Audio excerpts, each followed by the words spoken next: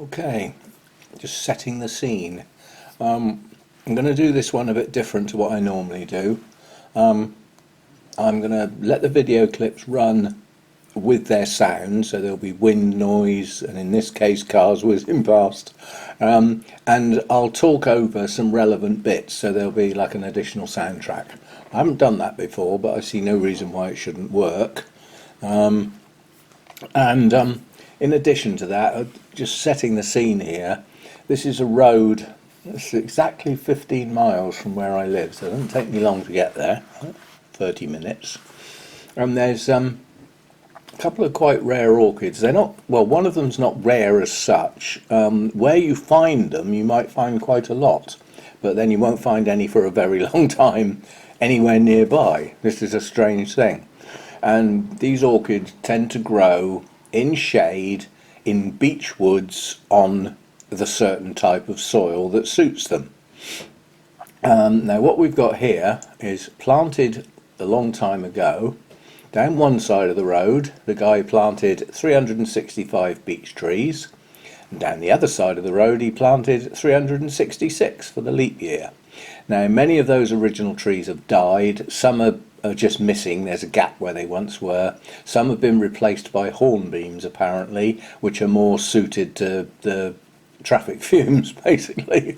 Obviously traffic's increased over the years. When they were planted there wasn't any. Anyway, so I'm starting here and I'm going to walk along under these beech trees and see what I can find. So let's go in search. Okay, I'd walked about probably a mile and a half from the car before I started walking back, and relatively soon I came across the orchids. So these are white Helleborines. They are strange orchids in as much as they very, very rarely open. They have a tiny little crack at the end of the bloom which allows the pollinators to get in. So they always look like they're in bud. But anyway, I found some. Happy to do that. And this little flower was very pretty, and I don't know what it was, and it was the only one.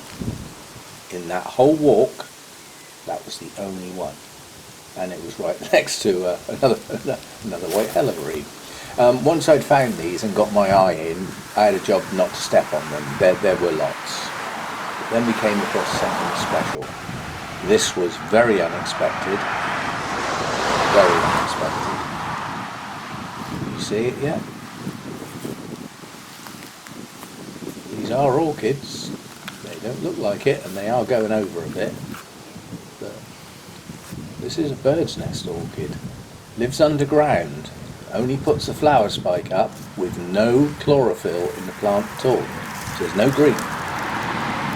Very, very strange plant, and I did not expect to find these here. I wasn't even looking at them, and I found this little group of 4, and that's all. And I was looking carefully, so those are the only ones I found. Yeah, a bit special. I didn't expect that at all.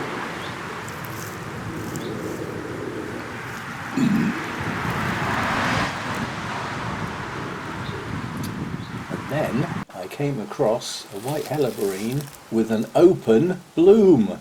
Now this is, for this plant, this is pretty rare. You do not get this very often. So there'll be a close-up later, but yeah, I actually found one with an open bloom. Over the moon with that. Good stuff. And this did actually make me wonder.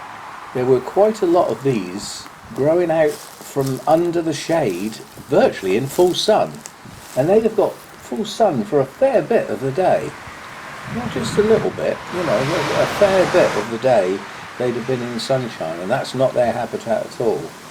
And there were even some growing on the side of the road. Actually you would see them from your car, well, if you weren't going too quick. Literally, I mean, there's a lovely group there right on the side of the road. And this is quite a busy road, the road between Wimborne and Blandford. It is a busy road.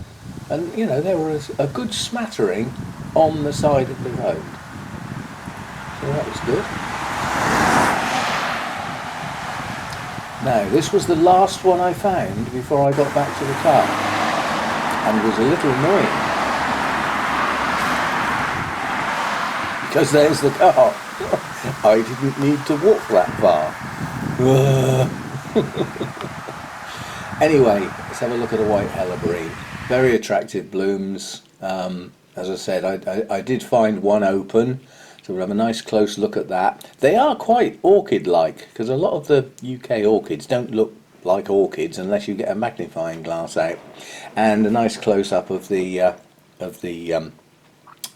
bird's nest orchid as well. So there we go. That was part one. Okay, I'm panning round here because the orchid I'm looking for is about 6 inches tall, and there may be a dozen or so here somewhere. But I just thought I'd give you a pan round to show the type of scenery. We're actually at Badbury Rings now. This is one of the rings. They are large mounds in a circle, and there's 3 of them, concentric circles. And some of them are pretty flipping steep. And in amongst all this wilderness are some orchids, and they're dotted around. Now these will be endearingly known as LPJs, little purple jobbies, and we'll talk about those some more. Okay, again a solitary one. You can see one of the rings rising up in the distance there. A little bit of a close-up. I think these are all common spotted orchids. As far as I know, I'm no expert on these type.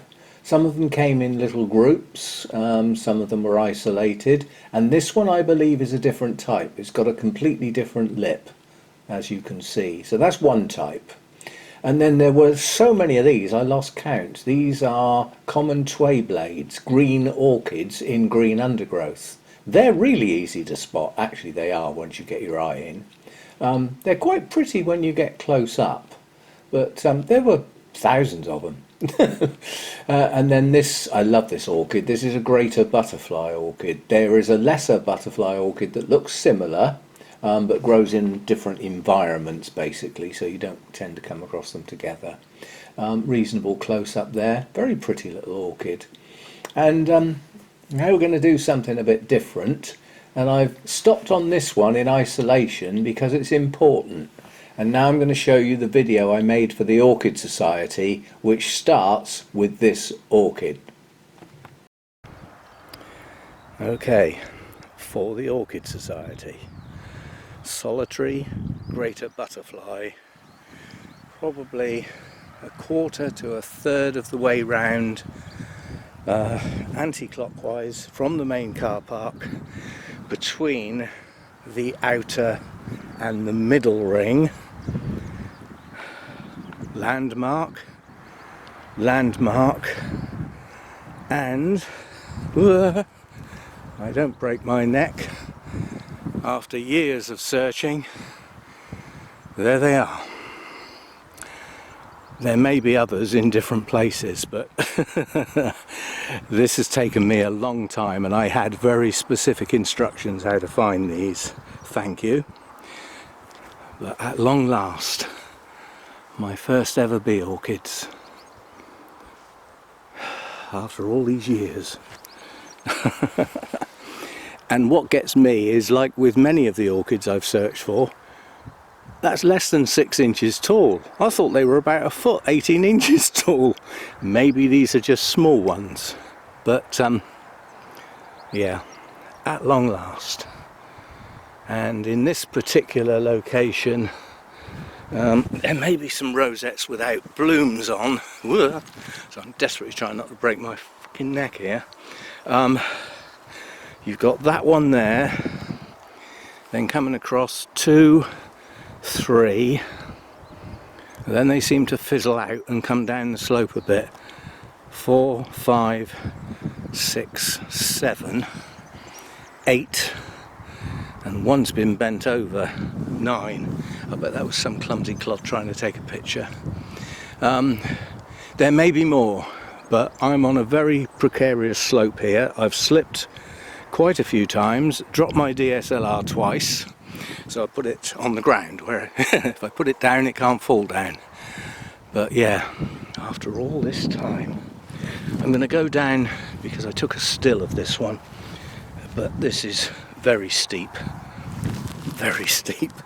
and I've got my trainers on instead of my walking shoes, so I've got no grip at all.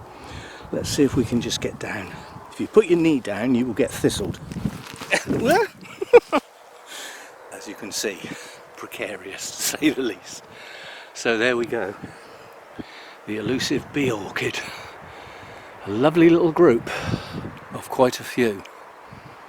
As I say, there's still buds to open here, so this particular spike we're looking at here may well be another 4 or 5 blooms in the not too distant future. It's very difficult to see what the hell I'm doing on the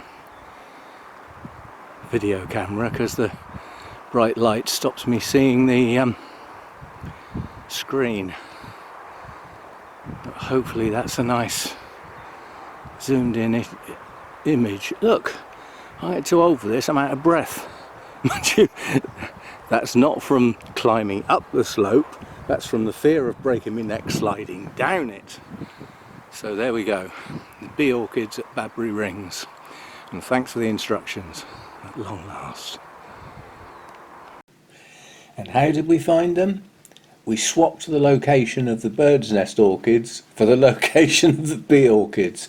We did a deal on one of the Facebook groups, and very grateful for these instructions. Talk about a needle in a haystack. 2 square meters in about 3 square miles.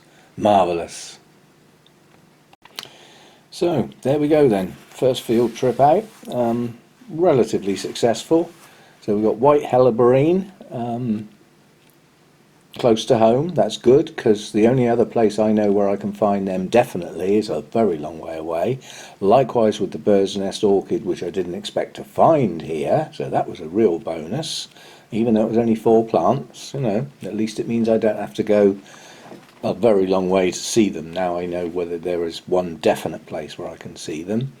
And then on to the rings themselves, where there were a vast array of LPJs, most of which were common spotted, but in amongst them I'm sure there could be some other sorts, but those types of orchids to me look just too similar to worry about the differences. Sure, the experts would be wringing their hands at the thought of me lumping them all together, but I don't know the differences, so you know, that's how it is. And we had the common tway blade. There's a little story there.